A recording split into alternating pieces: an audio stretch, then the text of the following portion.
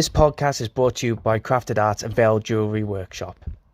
With your experience, and of course, I think from my perspective, when doing the research, when doing the production of the Island of Dr Moreau, that you were, I think, unfairly removed, because at the end of the day, from the project that has taken you 4 years to build up, and then New Line Cinema started taking the piss. Um, I was just like, man, the fuck were they doing? What was going on? Um, when when you started doing the casting, was it always originally that you wanted Marlon Brando to portray Dr. Moreau, or were there other people that you wanted but maybe couldn't have because they were busy or because you couldn't full stop? Was it Marlon Brando first, or was it someone in the back of your mind that you really wanted? Yeah, and I had a very different movie in mind at the beginning. I mean, Yeah. when it first started life, I never thought it would be. It was still a huge movie in my mind, but I never thought it would be bigger than a $20 million budget. I couldn't foresee that it was going to go all the way up to $70 million, which I think it became before I exited. And originally it was a 15 to $20 million medium budget film, which would have been R-rated. Hence the emphasis on sex and violence. It would have been certainly the initial drafts were extremely strong, and I was very much hoping to try and do something along the lines of Fulci's Zombie Flesh Eaters, or a Margheriti movie. At that point in time, I had Jürgen Prochnow, the German actor from Das Boot, in mind for Dr. Moreau. And in fact, talked to Prochnow about it, and had lunch with him, and we were that would have been the route I would have gone down. It was definitely a more lowbrow approach, but then I guess part of the problem was the initial script was too good, and particularly once I made common cause with Michael Herr, the Vietnam vet, who was a great writer, the guy who wrote Dispatches, which may be one of the best books about the Vietnam War ever. And also wrote Full Metal Jacket and the narration in Apocalypse Now. After Michael had finished improving my script no end, we ended up with a script which was, I guess, good enough for them to send to Marlon Brando. And the issue really with Hollywood and with movie making in general, and if there's one rule that I've learned throughout the entire process, is nobody ever reads the script. No one ever really reads the script. The script just exists in order to facilitate the deal, to be able to go out to cast. Then traditionally the film gets made because of the cast that the script attracts. But in the course of that process, I very much doubt that anyone, even the cast, ever actually read the script. I think Brando entertained the project because the Edward R. Pressman Film Corporation, I believe, parked $1 million in escrow.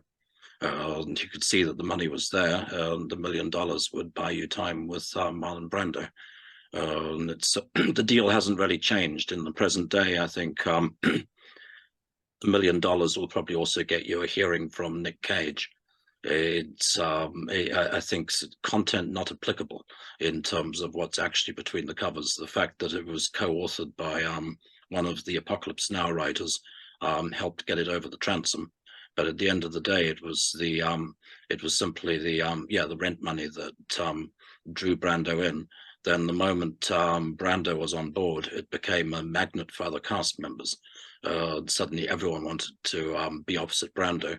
And I was able to package the thing very effectively. And very quickly I had Bruce Willis, James Woods, and a bunch of other tremendous people on board. That would have worked fine had we not lost Bruce. There Mm. was a point when I couldn't bring Bruce to the table, and I had to try and balance the math, which is how we ended up bringing Val Kilmer aboard. Then the point when when I lost Brando, after Cheyenne, Brando's daughter, committed suicide, Brando went AWOL, and I couldn't produce him. He wasn't available or even reachable by telephone. By the time we reached day one, I was frantically in negotiation trying to persuade Robert Duvall to step in and take over, but I couldn't produce the lead man, and Bruce Willis wasn't there. So that meant that it devolved to Val Kilmer as being the 90-pound gorilla on the shoot, as he was then the main thing holding the budget together. Naturally, everyone did what Val wanted, Mm. which yeah, the film just started to go in its own direction. And when after day one, when it became clear that myself and Val had developed seemingly irreconcilable differences, the production was then faced with a simple choice of either shutting the project down and replacing the lead man, or replacing me. And as I don't think anyone was particularly interested in the script, the storyboard art, or the surrounding materials, it seemed like a no-brainer from New Light's point of view. Mm. I just stayed at the table too long. It's one of those card game things where you have a great hand and then gradually it goes south. Yeah. Did you when you were you left or removed as director from the Island of Dr. Moreau, you didn't go home. You stuck around, and I just love the story how you just snuck back into the set with all the makeup and everything just to go, yeah, let's just let's have a look. What's going on here? What was that experience like? Not just to go back onto the set and to have a look what was going on, but if you can correct me on this, but didn't you stay on a farm or something where with a group of people and just got absolutely high? Yeah, this is true. But only in a very bare bones kind of way. I mean, I am hoping to publish a book about it one day. Oh my God. Maybe another year. It very nearly happened a few years ago. There was a point about 5 years ago when I actually wrote a first-hand account of the entire experience. It's been sitting on the shelf. It's a book called Dangerous Gods that I very much hope will eventually emerge, which is the shocking truth about the Island of Dr. Moreau. And an awful lot happened on that movie that nobody knows about still, that Mm. happened off screen and out of the range of documentary microphones or cameras, things that nobody mentions in their interviews. I enjoy Lost Soul, the David Gregory documentary, but I should note that virtually everyone in that documentary is lying just a little, Oh. in different odd ways. It really, people are dissembling in slightly odd ways the entire time, usually to protect their jobs. So they're telling a version of what happened, but it's always slightly stilted, which amuses me when I watch it. Usually, I've rewritten the events to change their own role in the proceedings slightly. Yeah, what really happened was initially I tried to play it by the book, and actually accepted the deal. And the two Australian guys came and found me and took me and put me on the aeroplane at the airport in Cairns, and they flew me out of there. And I flew back to Sydney, Australia. And then in Sydney, I attempted to contact my agent, who wasn't speaking to me. Got a lawyer, and basically worked to file suit against New Line to try to act on my pay or play deal and get them to pay me the money they owed me for having broken contract in any number of significant ways. So I tried playing it by the book. But a water cooler rumor arose back in Los Angeles, on set in Queensland, that I'd actually never left, where people started to believe that I had fled into the rainforest, and that I'd taken refuge with the Aboriginal community. I'd had a policy in the course of the movie to hire as many Aboriginal people as possible onto the film. Pretty much all of the Beast people on my watch were either Trobriand Islanders or Puku Yulanji people from Kuranda, who I'd cast the Beast People out of. I'd put the Buffalo Man, David Hudson, in overall charge of the dehumanizing process and the training process we'd been putting them through to become animals for the movie. And then New Line became very frightened that I was still out there somewhere in the rainforest, and they did a very terrible thing, which is their initial response was they canned all of the tribal people on the production. And they purged all of the Aboriginals and the Trobriand Islanders off the production and fired all of them, despite the fact that we'd been training them for months. And then they replaced them by hiring on feral people and hippies. The reason we ended up with such a large number of wasted drifters and people in the movie is they were all the people who were standing around when, New Line basically changed out the Beast People. The reality was that I was in Sydney negotiating with the lawyer and with New Line's business affairs department, and not in the rainforest at all. But I still had a girlfriend on location in far north Queensland. And yeah, after about 3-4 weeks, I started wondering what was happening. And I wasn't getting any information out of the island. And so I hopped on a flight and came back. And when I landed in Cairns, everyone was fully freaked out to see me. Were under the impression that I was out in the rainforest organizing an Aboriginal army to attack the shoot, and there were security guards everywhere in the state of extreme heightened paranoia, and it was all kind of, oh my fucking god, what are you doing here? We were literally became afraid that if we stuck around Cairns, I'd get arrested, or they'd think I was trying to sabotage the production. So in a state of paranoia, myself and my then girlfriend jumped in a hire car and drove out of Cairns, Queensland, broke down in the rainforest, and ended up staying with a bunch of tribal people out in the rainforest. Moving ever deeper into the undergrowth. I'd walked away with a fair payday. I think I had something like 150 grand in pretty much in cash. There was a sack of marijuana. We had 2 dingo pups, and there were guns. We basically had everything we needed. We didn't ever really need to go back to the outside world.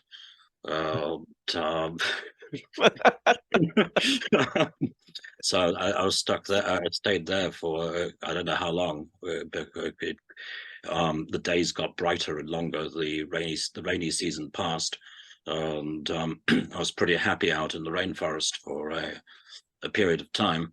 And then one night I saw a fire further downriver. The next morning, went downstream to see who the hell was camping in such a crazy place where human beings never went, and found that there were a bunch of extras from the Island of Dr Moreau, and who then explained to me that they brought in a new director, that John Frankenheimer was now on board, that they'd managed to restart the production, and that the rainy season was over, and they were going to attempt to shoot the movie. And they all had their kit as extras, and this is where the dog head came from, and the dog head and the paws were. Initially I was very bitter about the whole thing, and they insisted, no, man, you should come back and see what's going on. Pretty much talked me into it. And I'm very grateful I went back, because again, in David Gregory's documentary Lost Soul, James Spardoletti, Frankenheimer's first AD, is lying. Just a little, because he's the AD and he has to show that he was in charge of the set. So Spardoletti's got a story where he claims he notices me at the table because I'm never taking my dog mask off.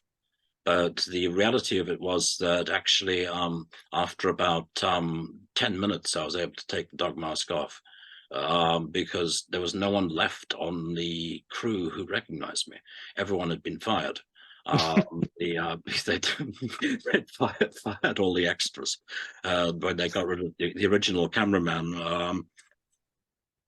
Yeah, the DP was a guy named Dariusz Wolski, who's still very active, who shoots most of Ridley Scott's stuff now. Dariusz was my DP on the first Dr. Moreau, but was removed when I was removed, and he was replaced by Billy Fraker, who was Frankenheimer's regular DP. But of course, Fraker brought his own technical crew and his own camera people, so there was a full change out behind the camera, just like there was a full change out of the extras. And I think only there was one Australian third AD who was still the same guy, but otherwise virtually everyone else had been fired by then. The extra, the guy who took me on, he called himself Lewis, but I think that was a phony name. He'd been fired twice off the production already by then. He'd started out in the art department, got into a fist fight, and got fired off art department, came back as a driver. Was in fact the person who drove Firuza Bulk from far north Queensland to Sydney when, Oh, okay, now. when she ran out of the sushi restaurant and jumped into the car and said, "Take me to Sydney." It was his car, and he drove it to Sydney and then got fired. And then he managed to get re-employed as a beast person. So, Fucking hell. yeah, it was full carnage. It follows the same lines as the story that folk are familiar with, but it was just in reality more detailed and more insane, and went on longer. What was it like to see? The last question on Island of Dr. Moreau is you approached, I don't know who approached you, that Val Kilmer approached you, or you approached Val Kilmer and you were like, "Hey, I've been here all this time." What was the last conversation you had with Val Kilmer in terms of around the film production of the Island of Dr. Moreau? And does your feeling still do you still feel the same now, years later, or do you have a different perspective of Val Kilmer today? Yeah, I do. I mean, my last conversation with Val was actually at the wrap party. I stayed on till the end of the shoot. Then at the wrap party, I went back into my original white suit and my director look from the beginning of it. So yeah, I came out and basically was myself at the wrap. And Val did come up to me and apologized for our difference of opinion at the set, and had realized what a fucking mess it had caused and how it had effectively jackknifed the whole production, and led to a situation where we ended up with a movie that was I think considerably worse than anything that I could ever have turned in. I think Val realized that, so we kissed and hugged and made up at the wrap party, which didn't help. It didn't bring the movie back. But yeah, we did. We buried our differences at that point, and I would happily have worked with Val again. It's I think there's been a number of projects where I kind of every so often think, gee, that would be a good part for Val. And so pretty much beyond that point at the stage in time. I mean, a lot of folk didn't know I was there during the shooting.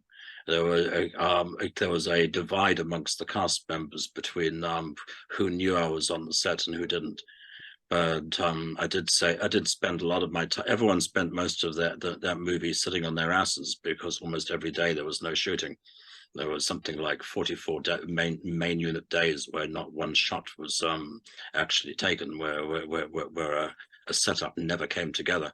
So everyone would just spend the entire day sitting around in full makeup, melting in the sunshine and waiting for something to happen, day after day after day. So I spent a lot of time playing cards with Ron Perlman, who's a super good guy. It was kind of me and Ron Perlman and Bill Hootkins from Star Wars and Raiders of the Lost Ark and Hardware. Was a good friend for a long time. Bill's unfortunately no longer with us, and Marco Hofschneider from Europa. So yeah, we spent a lot of time basically sitting around, yeah, telling bad jokes, playing cards, and just waiting day after day.